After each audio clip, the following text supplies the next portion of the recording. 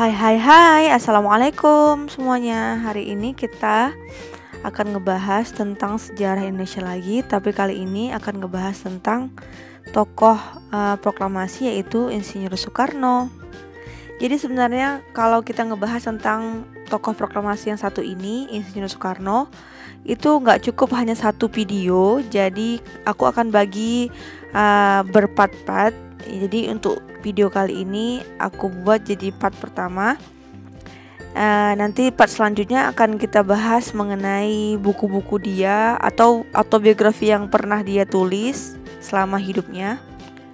Mungkin nanti video selanjutnya kita akan ngebahas tentang hal-hal unik yang ada di diri Soekarno. Jadi kali ini aku hanya ngebahas tentang general dari perjalanan hidup dari Soekarno ini sendiri, teman-teman. Jadi seperti biasanya teman-teman, sebelum kita lanjut, jangan lupa klik tombol subscribe-nya dulu untuk teman-teman yang baru bergabung. Ini teman-teman tampilan pertamanya, aku ambil foto cuplikan dari Insinyur Soekarno sendiri dan kata-kata mutiara dari beliau. Sebenarnya kan Soekarno itu banyak ya kata-kata mutiaranya ya. Ini salah satunya, barang siapa ingin mutiara harus berani terjun di lautan yang dalam.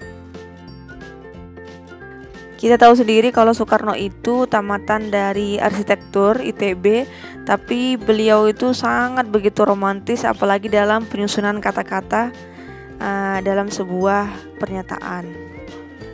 Jadi teman-teman, Insinyur Soekarno itu lahir di Surabaya 6 Juni 1901. Jadi bukan di Blitar ya teman-teman. Soekarno kecil berpindah-pindah tempat tinggal dari Tulungagung, Mojokerto dan Surabaya. Pendidikan Soekarno dimulai dari RC Inline School, baru ELS, HBS dan THS. Peran terbesar Soekarno muda adalah dengan memproklamirkan kemerdekaan Republik Indonesia.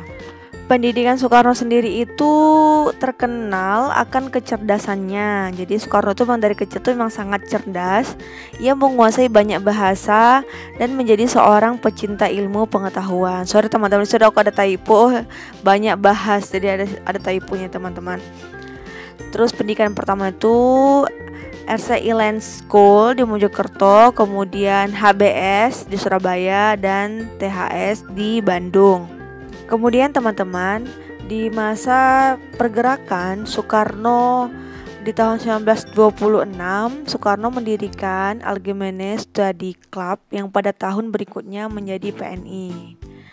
Kemudian di tahun 1929, Soekarno ditangkap Belanda, kemudian dalam pembelaannya mengeluarkan pledoi Indonesia menggugat. Dan di 31 Desember 1931, Soekarno dibebaskan oleh Belanda. Kemudian teman-teman, Soekarno ketika di penjara di 1933, Soekarno ditangkap kembali dan diasingkan ke Flores. Soekarno sesekali mengirimkan surat kepada sahabatnya Ahmad Hasan. Kemudian Soekarno kembali dipindahkan ke Bengkulu pada tahun 1938. Ini ya di Bengkulu itu dia bersama Ibu Inggit ya teman-teman. Soekarno baru dibebaskan pada masa pemerintahan Jepang. Ini teman-teman, aku tampilkan tempat pengasingan Soekarno di ND, Foto Flores, itu dahnya. Jadi sebenarnya di setiap daerah ketika Soekarno diasingkan itu dijadikan museum ya teman-teman. Seperti di Sumatera Utara sendiri juga ada tempat pengasihan Soekarno. Nah ini teman-teman, tempat pengasihan Soekarno di Bengkulu. Itu di depan itu kan bisa kita baca ya, rumah kediaman Bung Karno pada waktu pengasingan di Bengkulu 1938 sampai 1942. Kemudian teman-teman, Soekarno di masa penjajahan Jepang, Soekarno dan para tokoh nasional lainnya dibebaskan oleh Jepang dengan harapan mereka memihak kepada Jepang. Ya teman-teman, ini yang terakhir, slide yang terakhir yang singkat aku buat di Soekarno di masa kemerdekaan.